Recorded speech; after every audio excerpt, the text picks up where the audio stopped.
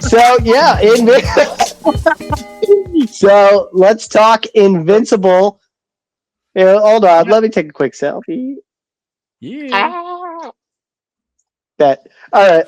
All right, so season 2 of Invincible, it's premiered, did its usual model of the 3-episode premiere, and now we're getting to the run of the show proper with it releasing week to week now.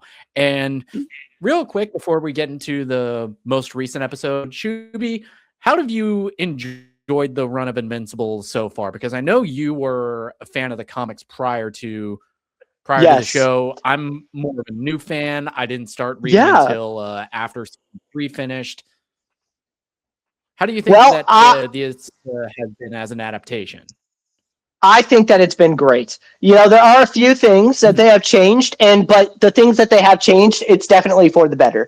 The thing you need to know is Robert Kirkman was younger than me when he wrote this comic book. He was 23 years old when he wrote the first Invincible comic book. So yeah, and that's one of his earliest stuff. So yeah, there's going to be kinks that he probably wanted to fix. For example, Omni-Man killing everybody in the first episode, that didn't happen until like the 5th issue. Yeah, the series actually almost got canceled because of that, because he kept playing it in. It didn't happen until like issue 7 of the comic. And Kirkman, from what I heard in interviews, he originally wanted to wait until like 16 or 25. But the book was on like the verge of cancellation, so they had to like do something quick to like hook people in, and it clearly worked. And almost, I think that's an improvement from the show, because knowing that like from jump, because I thought that I didn't know anything about the comic prior to watching the show. I just cut it on. I knew it was Robert Kirkman. I knew Steven Yeun was the lead voice, was the lead character in it. And I was turned it on expecting something like Sky High. Right. It has that kind of similar setup. And then I got to the post credits of the first episode, and I was like, holy shit. You're right. Yeah, and that is a fair thing. A lot of people tend to think about that when it comes to Invincible. And there's actually something about this new episode that's very interesting. As I said earlier, Damien Darkblood being sent back to hell in the first season, that never happened in the comics. And there's something about this new episode that we will get to once we talk about it. But you're going to be pretty interested in this because it caught me by surprise too. So I am loving this new season. I am on the verge. We were just talking about how Doom Patrol and Daredevil are some of the best comic book shows out there. This one might take the cake. And we are also living in an age. One thing that a lot of people talk about is the animation. I feel like we got to get this elephant out of the room right quick. I like the animation personally. There are times where you can see where they're doing some budget stuff, and especially in this episode, this new one that they just did. But you can tell that they're using the animation wisely. Like last season, there were parts where you're just like, that's clearly where they cut corners. But then the Conquest fight happened, and then the Invincible War happened. And you can see that's where the budget went. So they're using it wisely, and that also shows how much the writing is running this show, not the animation. And it's usually the other way around. Usually it's the animation, like Into the Spider-Verse, for example. Amazing movie, love it. But the one thing that was driving people to the theaters was the animation. Yeah, it was hooking people with the animation, and then they were getting this like incredibly well-written comic book film. And here it's kind of the inverse of that, where I don't have an issue with the animation. I do think it definitely cuts corners, but the trade-off for like this excellent voice cast and the the moments where it does pay off, for me it's worth it. And even the look of the animation, it reminds me so much of like that DC animated universe when I was a kid watching those cartoons. The DC New 52.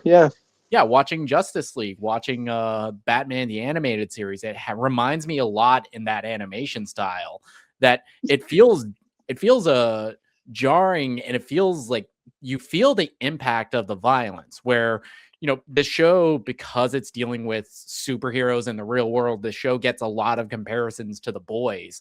But I feel like this show, it's using its storytelling and it's using its violence to emphasize the point. Whereas as for The Boys, it's very shock value.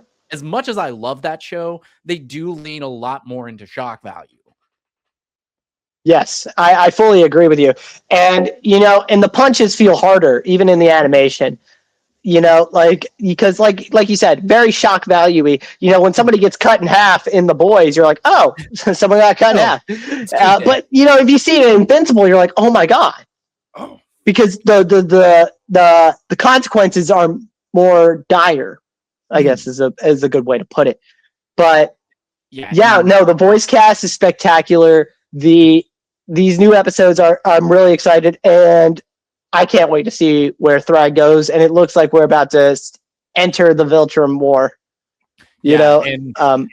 So just to recap the premiere, the first 3 episodes. So the first episode, it opens a couple months after the Invincible War and the fight with Conquest. And you see a lot of the, bystanders, they're giving Mark much more of a side eye than they were before. And that's something that I felt like didn't get touched enough on in the comics. Yep. And that's one of the benefits of adaptation. And I think even in Kirkman's own words, this is kind of like his second draft of the story, and getting to make changes to the story, but always in ways that add to it, and adding to this kind of identity crisis that Mark is going through, at least in the first couple episodes. Of so much of the previous 2 seasons was him being so terrified of becoming like his father. But in order to survive, in order to successfully be a hero, in order to face the threats that have come to the planet, he's had to make a lot of those difficult choices. And that's especially in the first episode, where we get the return of the Sequids. And I think one of the hardest to read panels in the entire run of the comics, where you have this guy, Russ Livingston, who's possessed by basically Starro the Conqueror. And the show does a good job of ramping up the tension that I don't remember there being in the comics. There was no mention of the force field going down. They did say that all of the disruptors were destroyed, but it adds something so much more visceral to it. And having this ticking clock of the shield's coming down, Bulletproof is flying as fast as he can to try and get the disruptor to Mark, but not until this ticking clock. Oh god. Yeah. And you can really see, like I said earlier, you can see where the power of the death, right there. You can see that Mark was really holding back, and he was just was half a second. Was waiting as long as he could have before making that choice. And that's something that is an improvement from the comic, because I feel like the comic was trying to dance that line was being more explicit of the line of him becoming like his father. During the comic, you need to keep in mind, was intended to be a satire of the superhero, genre. And what they're kind of doing is they're touching on Batman's no kill rule right here. That's kind of what they're touching on. And it's not specifically that, but that's part of is it okay to kill, And I think that they're handling it very well. I think that, and with this new episode, we'll talk about soon. I just love it. I love this show so much. As a person who read the comic books and is now seeing it on screen, it's a breath of fresh air to see something adapted right. And we'll get into it more later. But episode 1, fantastic. One of the, I think, the best the best translations. Even a moment that I think that I was kind of dreading getting to from the comic, which is the dinner with Eve's parents, and Dad takes Mark outside and just goes on this really, really disgusting, sexist, misogynistic rant about complimenting Mark about being a good guy for overlooking the fact that Eve's not a virgin, which was disgusting when it came out, and I think gross and just made me feel icky reading it. But they changed, and it was because like the amount of times I've searched up Eve's dad biting the curb in 4K. It was meant to show how much of a piece of shit he was. And and they changed the content of that scene but they change it in a way that doesn't make him any less detestable. Yeah. Eve's parents suck. I ain't gonna lie. Even the mom sometimes. I'm just like, you suck. And I feel like a small part of them know that she's not their real child. A small part of them, it's like, that's not my kid. There's no way in hell. Yeah, but instead of like that rant, it's more about like him putting on the face of a good dad and being worried about his kid, which, fair, but all in a way that just blames Mark. It was like, yeah, she's been a superhero forever. She's been in a tons of scraps, but she always came out on top. But the 2 times she came the closest to dying was when she was with you, which is in a way that is understandable from a father's perspective. From a father's perspective, but it's done, like we're saying, in adding to character and adding to this internal conflict that Mark is feeling at this point in the show. Yeah, no, I fully agree. And there was a lot going on during that episode because Eve was having issues with her powers too. And I don't know where they're going to go with this. Like I know how it goes down in the comic books, and I don't really want to say it yet. Yeah, but we won't spoil ahead for the comics for the non-comic readers, because if they go the way that I think they're going to go, one thing that I hate about the Invincible fan base is that they suck. Or at least the TV show fan base. Like the people who've actually read these comic books know what's going to be happening, and they know like the themes of this book because it was written and released in a time when media literacy was kind of a thing. And now, like, they're just a bunch of idiots. And like when Anissa first came in, they were like, oh, they chickened out. No, they didn't chicken out. They just didn't get to that part yet. That's not for a while. It's like, why do you want to see that anyway? It's like, it's just like, I get, it's like, and you can't say that you've read the book if you've read like 5 issues of a book. Like, this is a lot. Like, that's like me watching 2 episodes of a TV show that goes on for 10 seasons and then saying I watched the show. You can't say that. I think because hindsight's 2020, because the book ran from early 2000s to releasing its final. It's still going. In 2018. I mean, the main line and it's comic. Yeah, the main line. Yeah.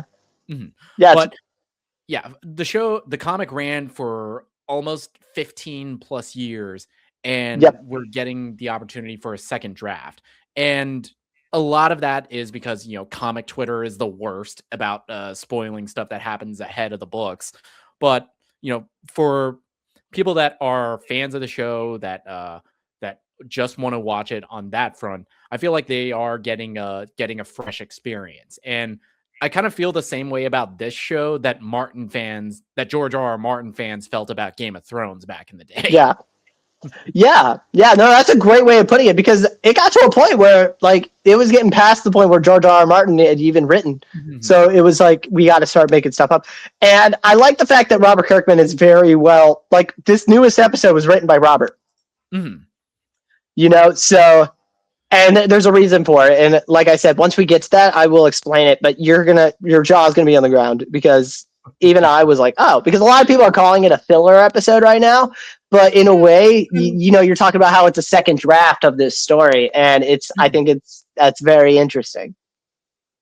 Yeah, that's we'll get into it, but going into episode 2, that is episode 2 is the Alan and Alan and Nolan's buddy cop adventures and basically their fetch quest. But we get something that we didn't see in the comics, where we get to see life on Viltrum, where we get to see their culture and all of the horrific things that they did. And just from the way the episode opens, it's like, yeah, these motherfuckers got to go.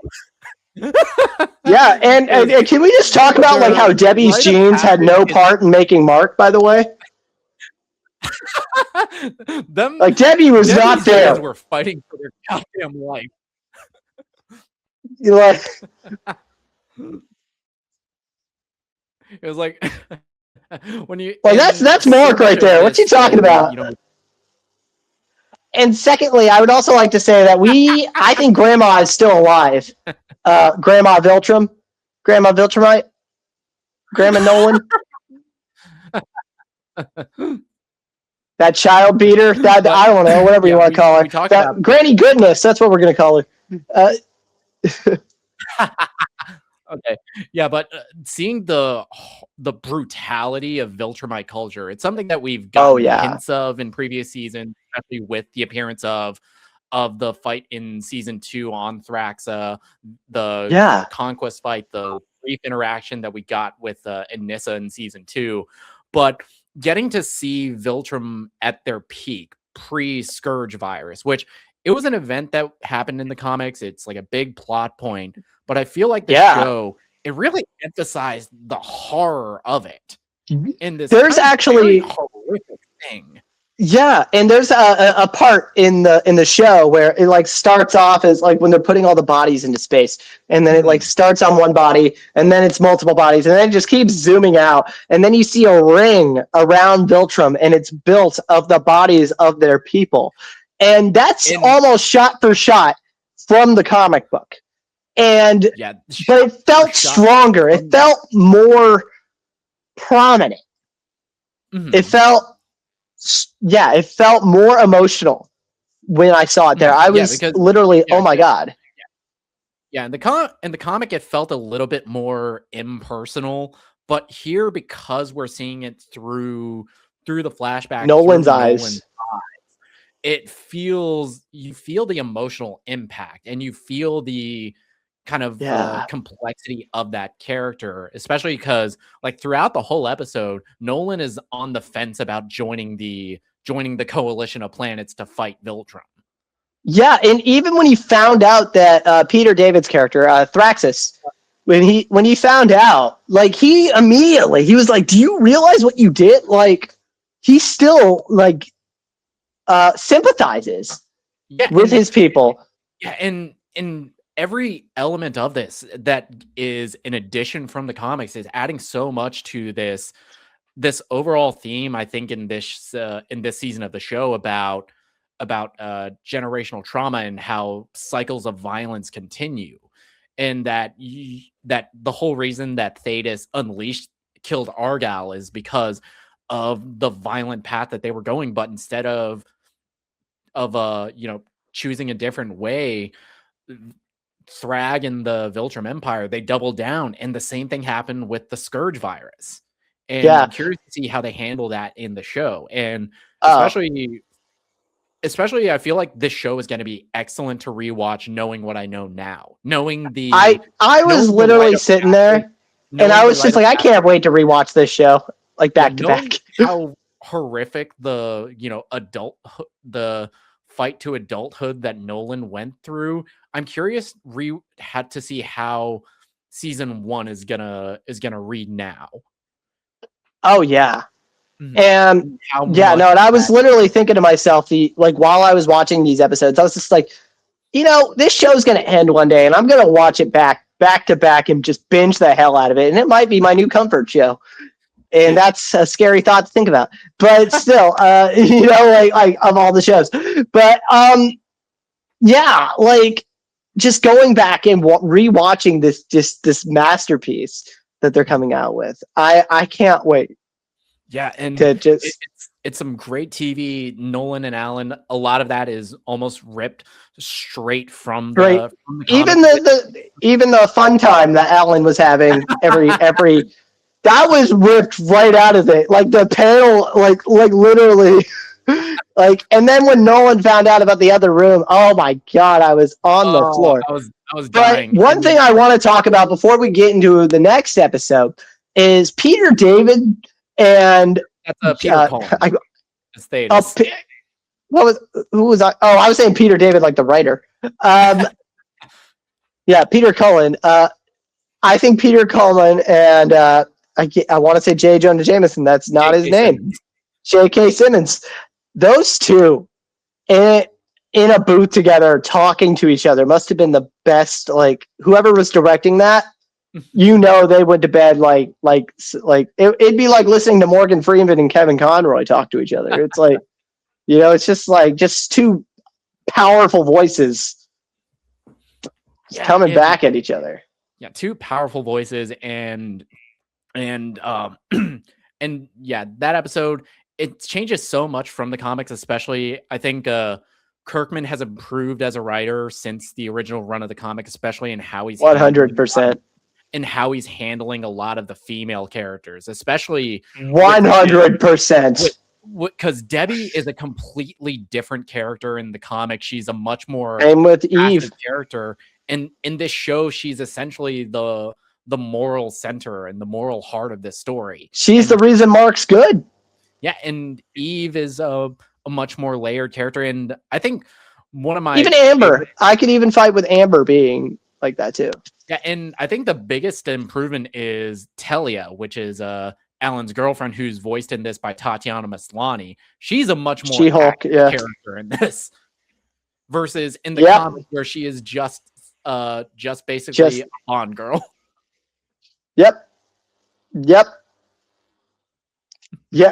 I mean, you summed it up pretty well right there. Like it's like the even couple here. Like there's nothing I disagree with right now.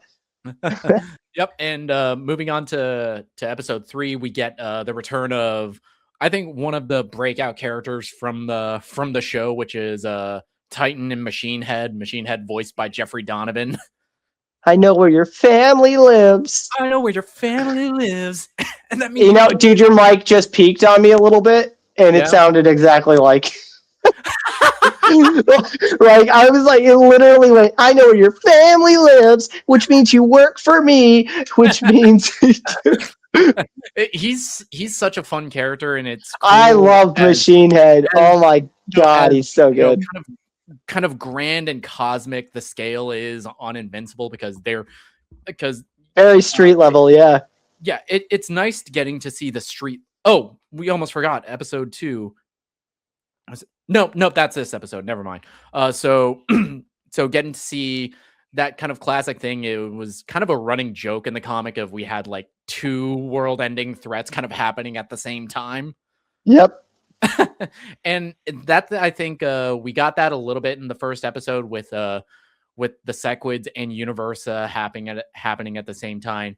And here it's even more prominent with the return of Mr. Liu, which is the big dragon. At the same time as the third Flaxen invasion. Yeah, you got Oliver calling Eve like, "Hey, you guys said this was a simple mission."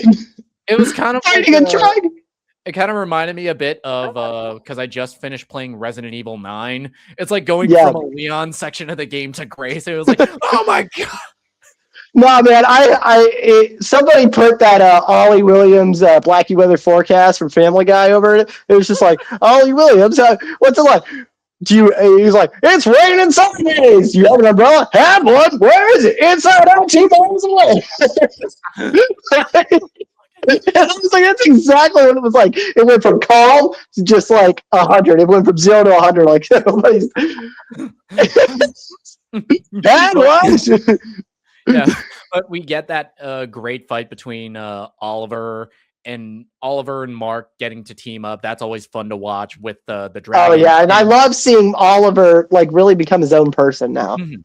Yeah, even we really watched claiming the young Omni-Man symbol, which is something that the I was Kid curious Omni-Man. Yeah, to see how they handled it in the show, but so oh, far I knew they were going to do it. Yeah, and I think the biggest turn in this is not just having this scene of Mark almost crossing the line again with Titan, but also probably the biggest development in the show, which is so Robot and Monster Girl, they go through the portal to the Flaxen dimension and they stop the emitter, they save the day, but it also they get stuck in the Flaxen world, which is I actually have a small little theory of, because they've been making some changes. So I think, because you know how time works differently over there, I think by the time they're able to open a portal to that dimension, Robot and Monster Girl will be adults.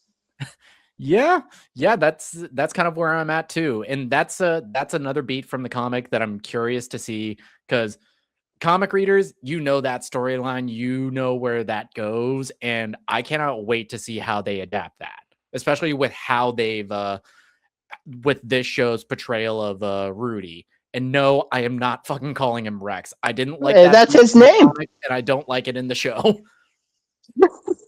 It is kind of weird. It's like, yeah, I know this guy died and I have his face, so I'm just going to call myself him. I'm just going to straight up steal his identity, if that's fine.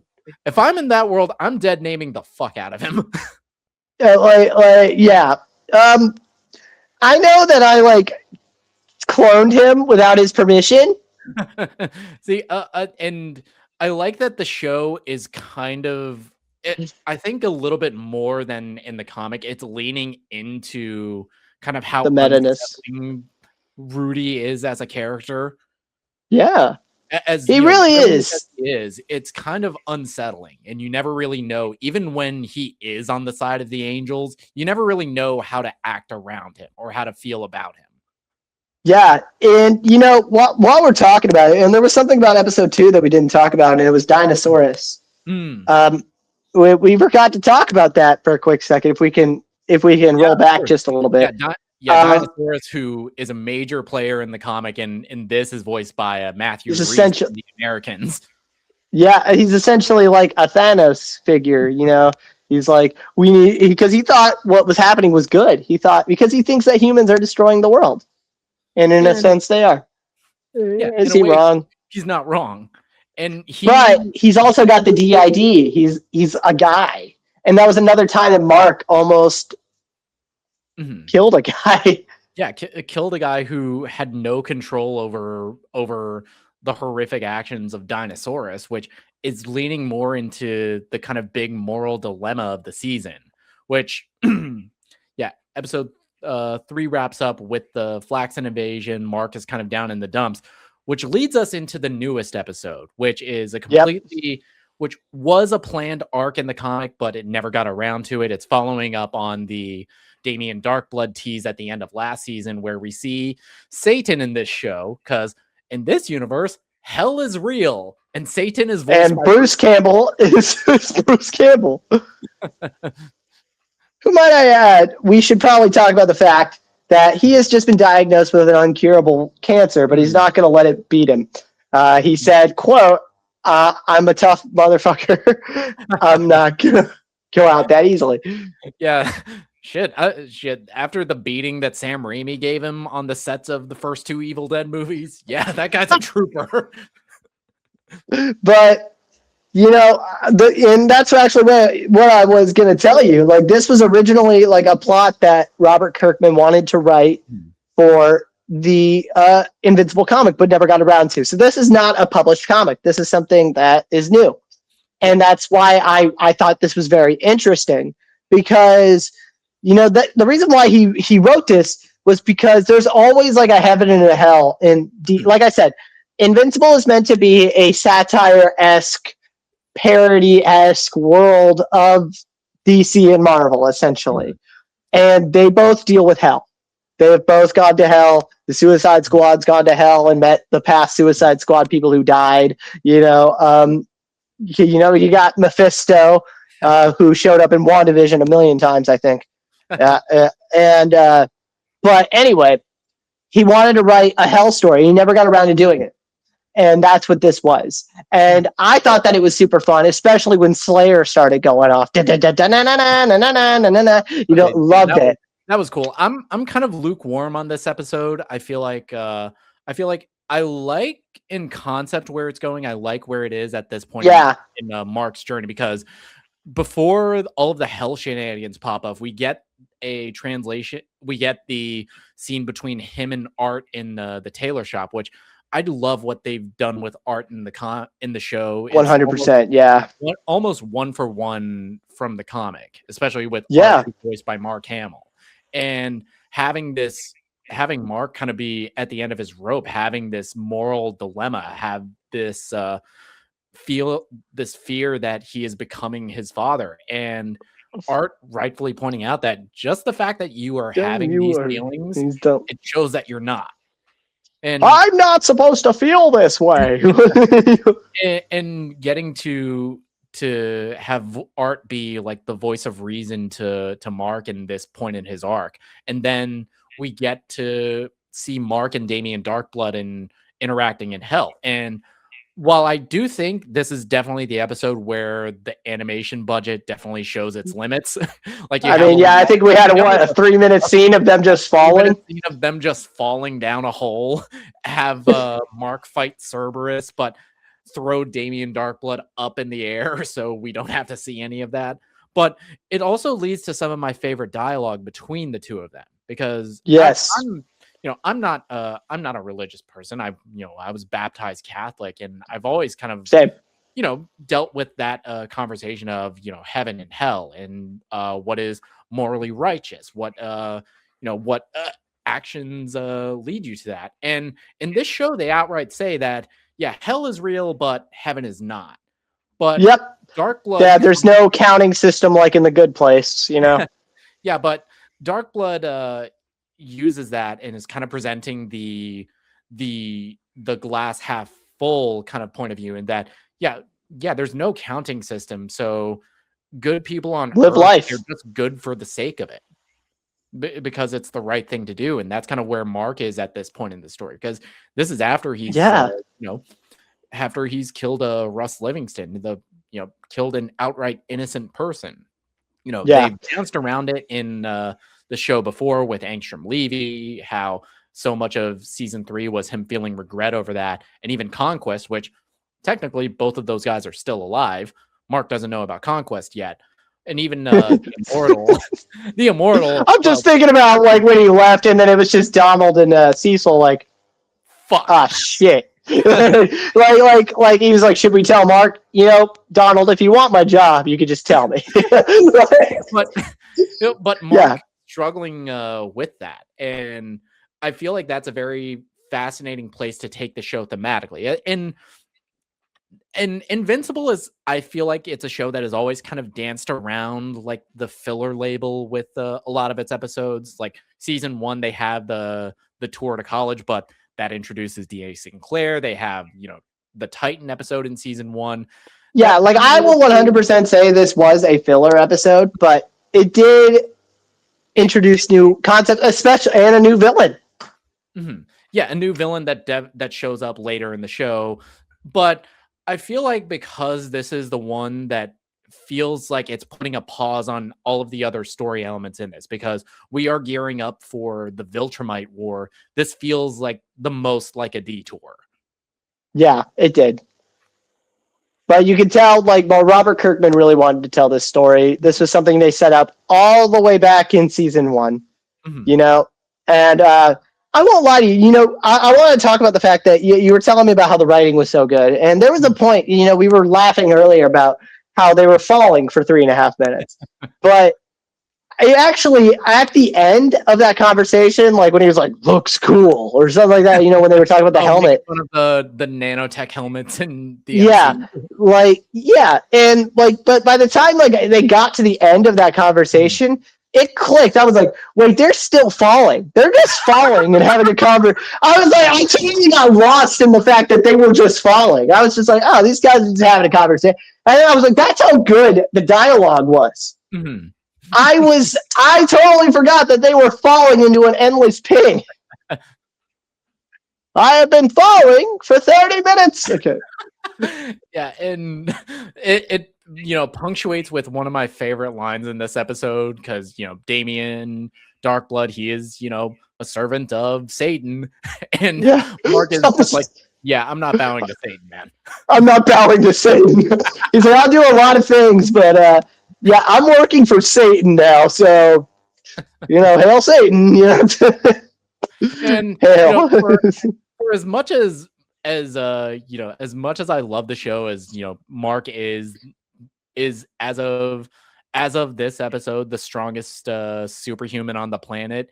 He gets his ass whooped a lot, and it's kind of nice to see him get an easy mode for the first time. Yeah, no, watching him just keep hitting her head off. It was which is kind of ironic because like the last two people that he's almost killed and the last person that he did kill. Yeah, exactly that way. Have it be the same. Just get it out of your system, Mark. Just literally have it the same animation as when he killed Russ. Boom.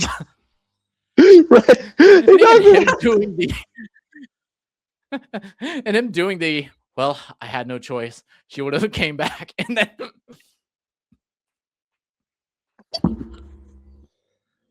yeah. Well, that happened. It's like that like, the rationalizing immediately. Oh, let me go again. Bam. And back down. And like the minions just staring. And she's just like getting back up like it's nothing. And he kicks her. Oh my gosh, bro. He's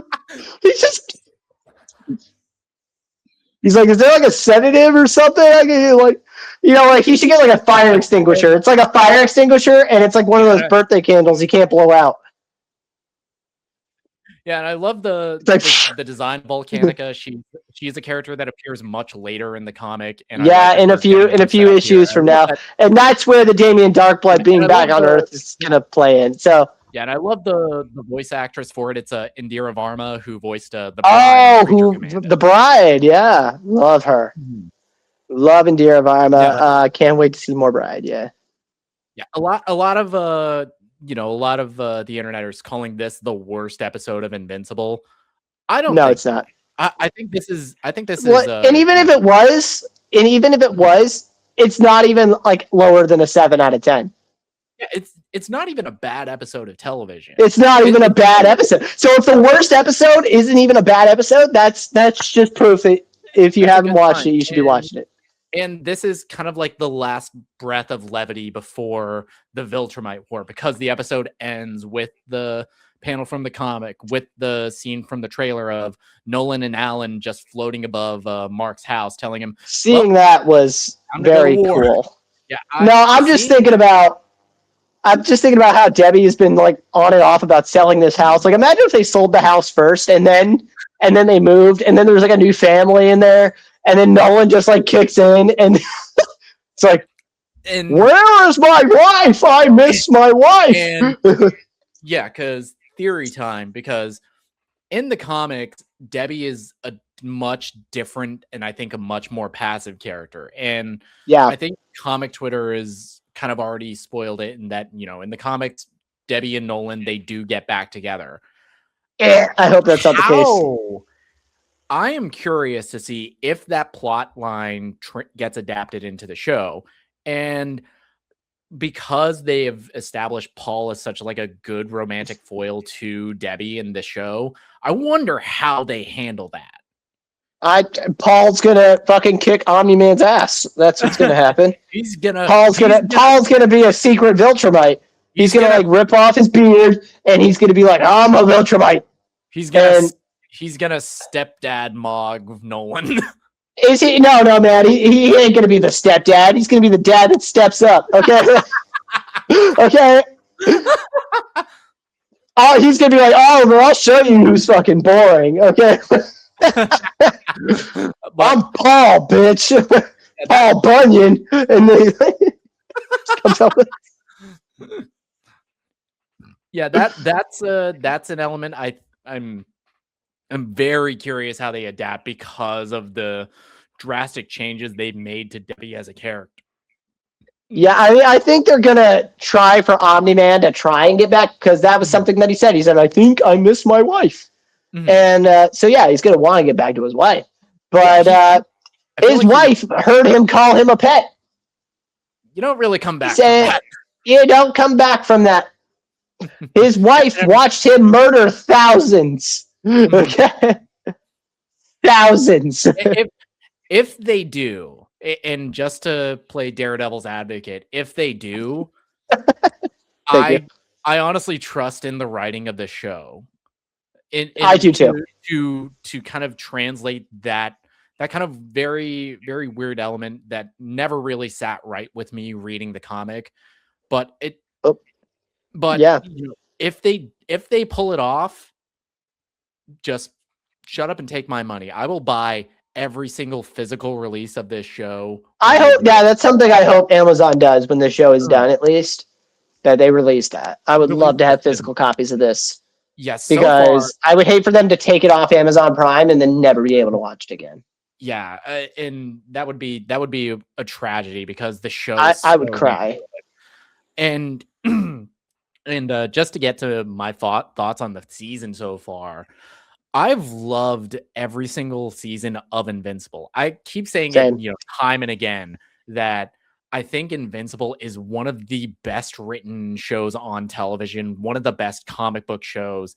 Even coming into this newest season, having finally, sat down and read all 144 issues, I am excited for where the show goes, especially with the, casting of Lee Pace as Thrag, which he wouldn't have been my first choice, but hearing him in the very brief glimpses that we get in the first 3 episodes, it's like, let's go. I can't. Yeah, like when he said to Conquest, he's like, I don't want to reward failure, because Conquest always wanted to die. And Thrag knew that. Remember, he said that. He said, I'm the strongest Viltrumite. I want to die. I'm so lonely. And so when he goes, I failed, what are you going to do? And he's like, not kill you, because that's what you want. Yeah. And yeah. Dude, I will not reward failure. That is a hard line right there. And he is such a fascinating character, especially throughout the run of the comics. And I can't wait to see how that gets translated to the show. Yeah. But I think prior to this, season 3, it's either season 1 or 3 that's my favorite season of the show. Season 2 I like, but especially watching that one week to week, you definitely felt all of the momentum get lost by the mid-season break, which who at Amazon thought that was a good idea? Yeah. Now, the Viltrumite War, or not the Viltrumite, the Invincible War was definitely my favorite part of this show. Like, I watch edits of it all the time. Like, I save edits on TikTok. It goes so hard, especially with for as great of an actor as Steven Yeun is, getting to see him play multiple versions of the same character but keep giving each different mark their own cadences, their own intonations, their own mannerisms in their voice work. It is wonderful stuff. Yeah, fully agree. But yeah, that's our show. Season 4 of Invincible. It's off to a banger of a start. This is, as of right now, it's between this and The Pit of my favorite show on TV that's currently running. Yeah. But this one's definitely mine. This one is my favorite. Yeah, but that's it for our show. Schuby, tell the people where they can find you. Drop any socials, any links. No, you guys. I'm Schuby. You can find me at Schuby That's SCHUBYDOOBERT. On all platforms. I'm on Instagram and TikTok. That's kind of it right now. I'm about to go to Collective Con tomorrow, which is a place out in Jacksonville, Florida, where I reside. It's a big city, so that shouldn't be enough to where people could find me. But hey, man, biggest landmass wise in America. Okay, just saying. Hey, but Collective Con, I'll see you there. Oh, you'll be there. I forgot that you're from this area. Shit. Yeah, I Yeah, live in the area. dude. I'll be working. I'll be photojournalist, Ben. So yeah, I work in News4Jax. If you guys want to look at my stories, I'm a journalist with them. So yeah, I'll see you guys. Yeah. Right, and you can find me right here on Twitch at NightNDayNick. You can find me in all the social medias: Twitter, Threads, Instagram, TikTok, Blue Sky, Letterboxd at NightNDayNick. You can also find my other show, The Afternoon Tune. I'm going to be streaming tomorrow, talking a review for They Will Kill You, the newest film starring Zazie Beetz. And that's it. And you can find that on YouTube, Twitch, anywhere you listen to podcasts, The Afternoon Tune. Boom. All right. And that's it. Thank you for joining me, man. All right. Yeah, no problem.